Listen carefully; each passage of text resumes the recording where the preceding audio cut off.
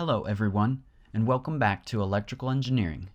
Today we will bring back the topics we looked at in the previous video: voltage, current, and resistance.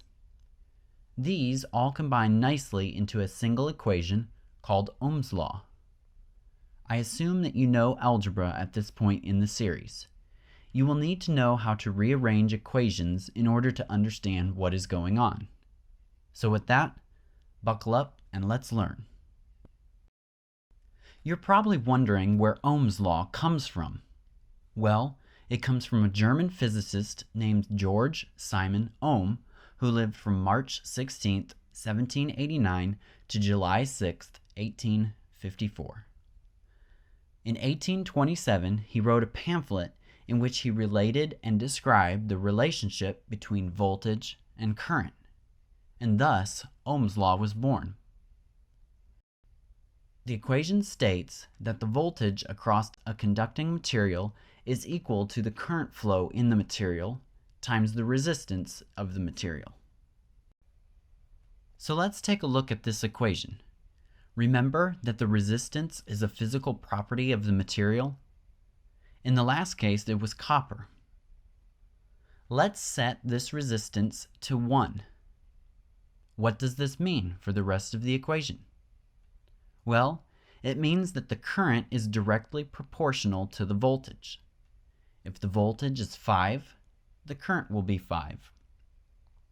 If the voltage is 2.5, the current will be 2.5. Even if the voltage is -3 1/3, the current will be -3 1/3. Another thing to look at is the relationship between the current and the resistance. Let's set the voltage this time to 1. Because it is now 1, we can move the resistance to the other side of the equation. What does this mean? Well, if we set the resistance to 10, the current will be 1/10.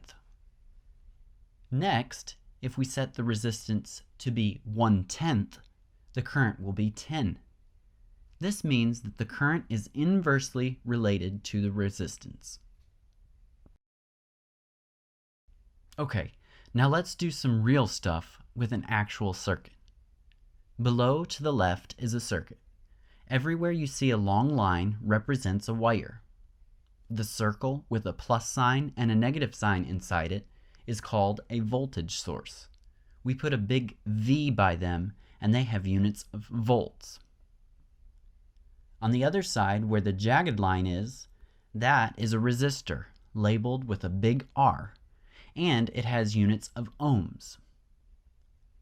Okay, as we go through some of this, it might get confusing, but I'm going to continue because you really have to work with it to get an understanding of what is going on. So let's do our first equation.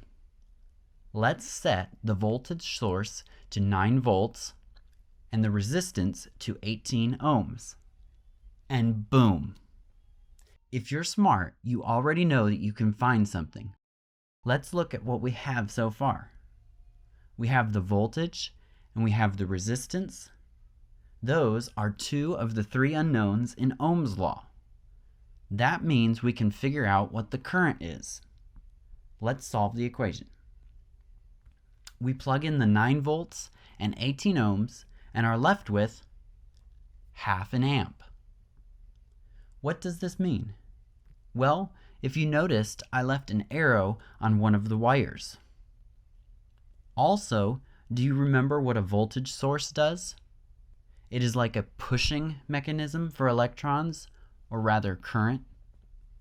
This is exactly what we calculated.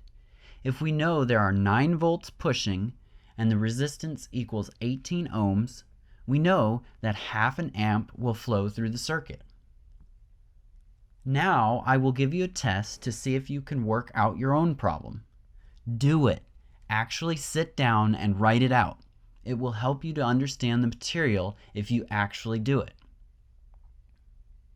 Okay, let's say we know the resistance is 24 ohms. Then we are given the current flowing in the circuit, and it is 5 amps. We'll see what this means next time. We will also continue to explore more of Ohm's law and dive into bigger circuits. See you next time on Electrical Engineering.